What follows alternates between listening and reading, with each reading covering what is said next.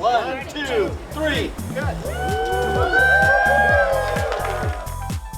This moves us into the 21st century.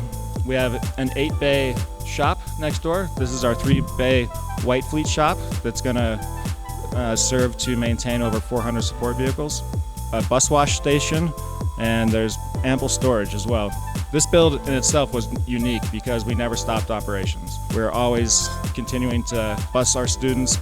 For Washoe County School District, having our students in attendance is vital to their education, of course, and providing school bus transportation supports this work. We know that regular attendance is critical to student success, and we strive to make every day count. So today's ribbon cutting represents more than just a new facility.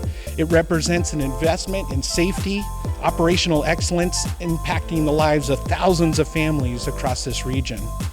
British politician Harold Wilson wrote, "He who rejects change is the architect of decay.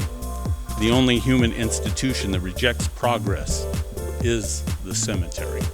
I'm glad to see this project come to fruition. It is clear that change was not rejected and that progress is going to be allowed to flourish and grow. Transportation is a key role in education. Getting the kids to school safe, getting them home safe, just like we do in construction every single day. For many, their bus driver is the first school-related person they see in the morning. It's also the last they see at the end of the school day.